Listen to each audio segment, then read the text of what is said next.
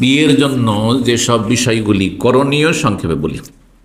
বিয়ের ক্ষেত্রে ঠিক অন্যান্য ইবাদত বন্দেগীর ক্ষেত্রে যেমন বা অন্যান্য মাসলার ক্ষেত্রে প্রতিটি বিষয়ে কিছু আছে রুকুন মানে ফরজ, আর কিছু আছে শর্ত, আর কিছু আছে ওয়াজিব, আর বাকিগুলো হচ্ছে সুন্নাত। এর অতিরিক্ত যদি করেন তো বেদাত বা নাজায়েজ।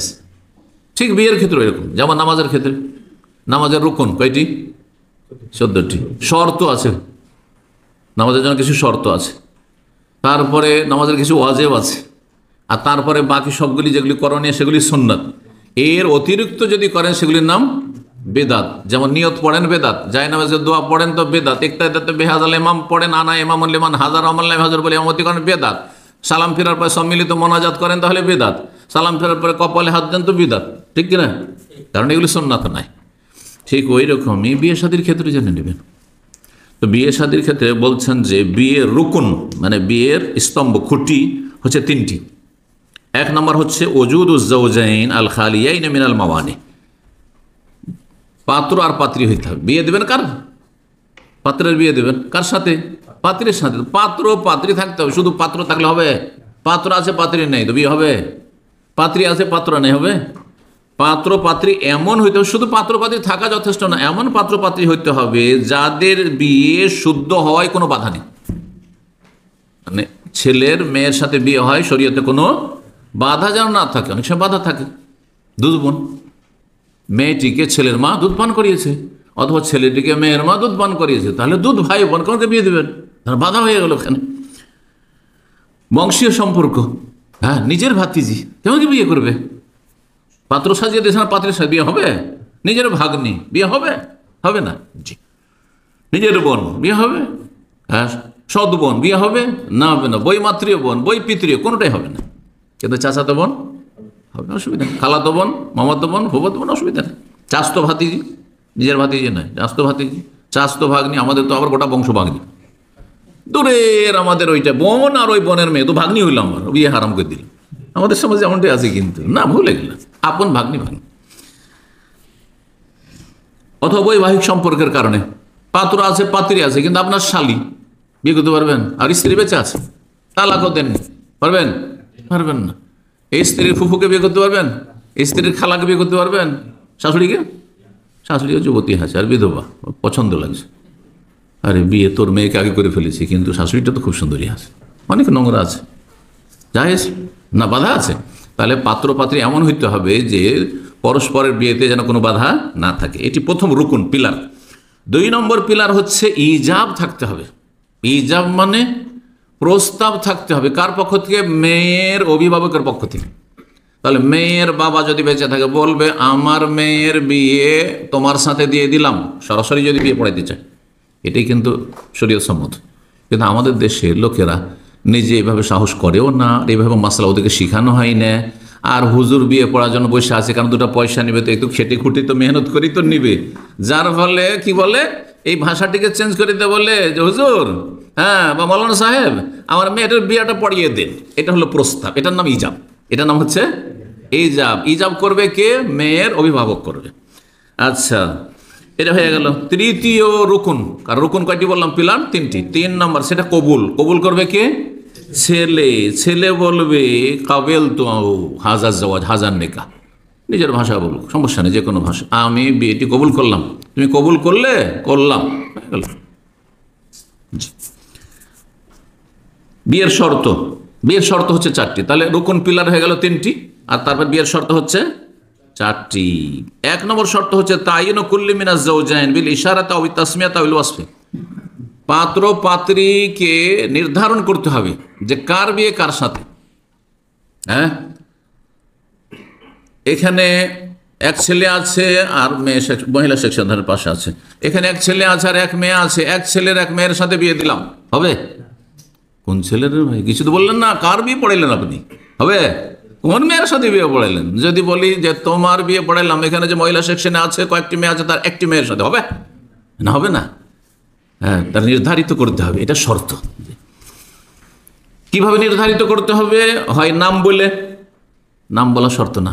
আমাদের দেশে এত বাড়াবাড়ি, শুধু নাম যে বললেন, ওর বাবার নাম বললেন না, ওর গ্রাম কোন গ্রামের নিবাসী তাও বললেন না, হ্যাঁ না, কিছুই প্রয়োজন নেই, শুধু নাম বলে চিনলেই হলো। অথবা নামও বললেন না, বিল ইশারাতে, আমি এই ছেলেটির বিয়ে পড়ালাম, হ্যাঁ এই যেখানে একটা মেয়ে বসে আছে এই মেয়ের সাথে, ইশারা, আর ইশারাতে বুঝে নিল, ব্যাস হয়ে গেল। সাক্ষীরা বুঝে নিল যে ছেলে কোন ছেলের বিয়ে হচ্ছে কোন মেয়ের সাথে, যথেষ্ট। অথবা ওয়াসফ, গুণাবলী বর্ণনা করলাম। এই যে হাফেজ, আমাদের সামনে একজনই হাফেজ আছে, হাফেজ সাহেবের বিয়ে পড়ালাম, হাফেজ গুণ বৈশিষ্ট্য বললাম, হাফেজের বিয়ে পড়লাম একটা কি সাথে, নার্সের সাথে, নার্স একজনই আছে, তাও চলবে, নির্ধারণ হয়ে গেল। তাই 2 নম্বর শর্ত হচ্ছে যে পাত্র পাত্রীর সম্মতি, রেজামন্দি, যেন তারা রাজি থাকে। ছেলে বিয়ে করতে চায় না, জবরদস্তি তোকে বিয়ে করতে হবে, এত ধন সম্পদ ছাড়া যায়, অনেক জায়গাতে এরকম হয়। কিন্তু ছেলে বলছেন আমি গ্রামে বিয়ে করবো না, না আমি আমার বংশে বিয়ে করবো না, আমি অন্য একটা আত্মীয় চাই। বলছেন না, এতগুলো জমি যায়, একটাই মেয়ে শুধু আমার ভাইয়ের, আর 50 বিঘা 100 বিঘা জমি আছে, এত দামি দামি তার জায়গা আছে, তার ছাড়া যাবে না, জবরদস্তি বিয়ে হবে না। বিয়ে এইরকম মেয়ের উপরে যদি জবরদস্তি হয়, মেয়ের কোথাও প্রেম আছে, ও চায় অন্য ছেলেকে, হ্যাঁ জবরদস্তি করে বিয়ে পড়িয়ে দিচ্ছে, আচ্ছা বিয়েটা পড়িয়ে তো দিই, 2-4 দিন যখন স্বামীর সাথে থাকবে তখন ও আগেরটাকে ভুলে যাবে, না জায়েজ নয়, বিয়ে জায়েজ নয়। আপনি ওকে রাজি করেন, যে কোনোভাবে অন্তত রাজি করতে হয় তাকে, রেজামন্দি ছাড়া বিয়ে দেওয়া জায়েজ নয়। বলছে রেজা করলে মিনাজ জাওজান বিল আখার, হ্যাঁ পাত্র পাত্রীর, হ্যাঁ বিয়ের ক্ষেত্রে উভয়ের হ্যাঁ কি সম্মতি জরুরি। আর সম্মতি একবারে বলে দিতে হবে যে অমুকের সাথে, এই নয় যে তোমার এই যেখানে করতে চাই ওইখানে দেবো না, তোমার অন্য এক ছেলের সাথে না, হবে না, বলে দিতে হবে যে কোন ছেলের সাথে। নবী সাল্লাল্লাহু আলাইহি ওয়াসাল্লাম এই মর্মে বেশ কিছু হাদিস রয়েছে, সহিহ বুখারীতে হাদিস রয়েছে, লা তুনকাহুল আইয়্যিমু হাত্তা তুস্তামার, কোন অবিবাহিতার বিয়ে দেওয়া যতক্ষণ পর্যন্ত অনুমতি না আসে। মেয়েদের ক্ষেত্রে অনুমতি নিতে হবে, বিশেষ করে মেয়েদের কথা, অবিবাহিতার কথা বলা হয়েছে। ওয়ালা তুনকাহুল বিকর হাত্তা তুস্তাজান, এজেন আর অনুমতি, যদি তালাক প্রাপ্তা বিধবা হয় তাহলে মৌখিক অনুমতি, আর যদি কুমারী হয় তো লজ্জা বেশি, সুতরাং যদি নীরব থাকে যথেষ্ট। 3 নম্বর শর্ত হচ্ছে যে এই বিয়ে পড়াবে কে? ওলি। বিয়ের মালিককে?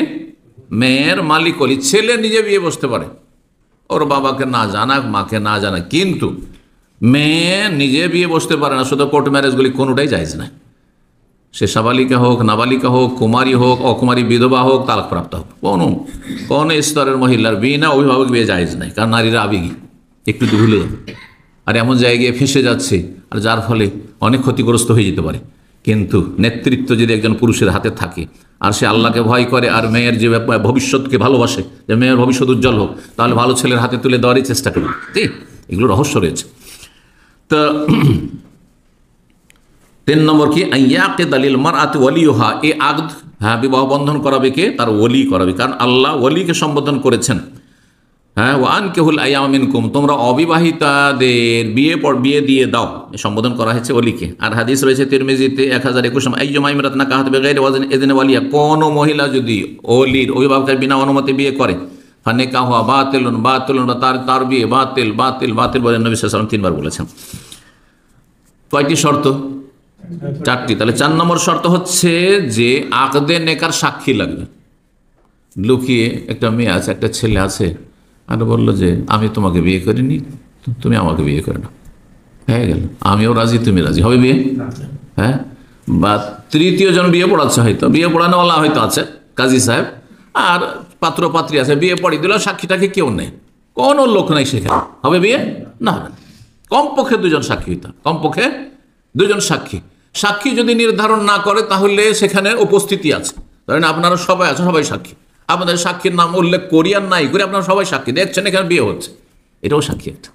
জি, কিন্তু তারা মুসলিম হবে, তারা নামাজি হবে, তারা যেন পাপিষ্ট ফাসিক না হয়, জি কাফের না হয়। তো বলছেন যে শাহাদ আল আকদিন নেকাহ, আকদিন নেকাহ বিবাহ বন্ধনের জন্য সাক্ষী থাকতে হবে। তাবরানীতে হাদিস রয়েছে, আল্লামা আলবানী সহিহ বলেছেন, লা নেকাহ ইল্লা বিওয়ালিইন ওয়া শাহিদাইন, কোন বিয়ে হবে না ওলি ছাড়া, অভিভাবক ছাড়া, আর 2 সাক্ষী ছাড়া, 2 সাক্ষী ছাড়া। তার সাথে যদি বিয়ের ঘোষণা করে, আলেনুন নেকাহ, বিয়ের ঘোষণা করে, শুধু 2 জন মাত্র জানলো, 2 জন বিয়ে বসলো, আর 1 জন বিয়ে পড়ালো, হ্যাঁ হ্যাঁ অভিভাবক, আর 2 জন সাক্ষী, টোটাল কয়জন থাকলো? 2 সাক্ষী, 2 জন পাত্র পাত্রী, আর 1 জন অভিভাবক, কয়জন? 5 জন। এটা সর্বনিম্ন বিয়ে, কিন্তু কিছু ওলামাদের কাছে ওয়াজিব আর অধিকাংশ ওলামাদের কাছে সুন্নত হচ্ছে সুন্নতে মুআক্কাদা, যে বিয়ের ঘোষণা করে গ্রামবাসী জানুক যে এই ছেলের অমুক মেয়ের সাথে বিয়ে হয়েছে। নাহলে অনেক সময় ক্ষতির সম্মুখীন হতে পারে। ধরেন একটা মেয়েকে নিয়ে একটা ছেলে চলে যাচ্ছে আর গ্রামবাসী জানে না যে বিয়ে হয়েছে, কেউ জানে না, ওই দুজন সাক্ষী দিয়ে বাইরে কোথাও বিয়ে করে নিয়েছে, কোথায় দুজন সাক্ষী নেই, গ্রামের লোক জানে না। আরে আমাদের গ্রামের মেয়েকে নিয়ে এই ছেলে কোথাও ঘুরে বেড়াচ্ছে, লাগাও ওকে গণপটি না, হইতে পারে না, মেরেই ফেলে দিতে পারে। কিসের জন্য? ওই যে এলানুন নেকা, নেকার ঘোষণা করেন। এলানের নেকা খুব গুরুত্বপূর্ণ জিনিস। আল্লামা আলবানী হাদিসটি হাসান মুসলিম আহমদ হাদিস রয়েছে। আর বিয়ের জন্য ওয়াজিব হচ্ছে 4 3 7টি হয়ে গেল তার কাজ, 4 আর 3 4টি শর্ত আর 3টি হচ্ছে রোকন। ওয়াজিব হচ্ছে মোহর। মোহর বিয়ের জন্য কি ওয়াজিব, মোহর দিতে হবে, এটা ওয়াজিব। কিন্তু মোহর নির্ধারণ যদি নাও করে তবুও মোহর দিতে হবে। জি। সুন্নাত, বিয়ের খুতবা পড়াতে হয় না, যেটা আমাদের দেশে কিন্তু খুবই গুরুত্বপূর্ণ। হ্যাঁ, খুতবা না পড়লে বিয়ে হয়? সেটি ওয়াজিব না সুন্নাত না ফরজ? সুন্নাত। খুতবাতুল হাজা, সুন্নতি খুতবা পড়বেন যাতে 3টি আয়াত রয়েছে, এটি সুন্নাত। জি, এতে বরকত রয়েছে। বিয়ের জন্য ওলিমা করা, ওলিমা করা সুন্নাতে মুআক্কাদা, ওয়াজিব নয়। ওলিমার দাওয়াত কবুল করা ওয়াজিব যদি কেউ দাওয়াত দিয়ে দেয় পারলে, কিন্তু ওলিমা করা হচ্ছে সুন্নাতে মুআক্কাদা। আর নগদ মোহর, সাথে সাথে ক্যাশ, এত টাকা মোহর, এক্ষুনি জমি লিখে দিয়ে দিলাম, বিয়ে করলাম, নগদ মোহর সুন্নাত এটি। তারপর আর একটি সুন্নত হচ্ছে বিয়ের আগে পাত্র যেন পাত্রীকে দেখে নেয়। এতে হবে কি, তালাকের সম্ভাবনা অনেকটা কমে যাবে। দেখে শুনে বিয়ে করেছে আর না দেখে বিয়ে করেছে, বাবা বলেছে মা বলেছে একটা মেয়ে খুব সুন্দরী আছে, খুব ভালো আছে, বিয়ে করেছে, আর বিয়ে করার পরে দেখছে যেন তো কালো, আমার পছন্দ না, আমি তো এরকম চাইনি, খাটো আমি তো চাইনি, না না না এইরকম কোয়ালিটির মেয়ে চাইনি, না করে দিতে পারে, ক্ষতির শিকার হইতে পারে, ক্ষতিগ্রস্ত যে কেউ হইতে পারে, ছেলে পক্ষ হইতে পারে, মেয়ে পক্ষ। সুতরাং পাত্র পাত্রীকে দেখে নেবে আর তারপর বিয়ে করবে, এটি হচ্ছে সুন্নাত। এখানে আজকের আলোচনা শেষ করছি। জাযাকুমুল্লাহু খাইরান। আল্লাহ রাব্বুল আপনাদের ভালো করুন এবং আমাদের দীর্ঘ যে ধারাবাহিক দর্শ 90টি পর্বে শেষ হলো আর সর্বশেষ বিয়ের 2টি পর্ব আলোচনা হলো। আল্লাহ রাব্বুল এই সমস্ত ইলম থেকে, জ্ঞান থেকে আমাদের সকলকে উপকৃত হওয়ার তৌফিক দান করেন এবং এই সব আলোচনাগুলিতে আল্লাহ যেন বরকত দান করেন এবং যেসব ভাইরা এতে অংশ নিয়েছেন দীর্ঘ সময় ধরে, যে যখনই অংশ নিয়েছেন, আল্লাহ আপনাদের জীবনে যেন সার্বিক দিক থেকে বরকত দান করেন, সুস্থ রাখেন, নিরাপদ রাখেন, বালা মুসিবত থেকে হেফাজতে রাখেন, দিন দুনিয়ার সার্বিক কল্যাণ দান করেন এবং আখিরাতের আযাব থেকে আল্লাহ রক্ষা করেন, কবর আযাব থেকে রক্ষা করেন।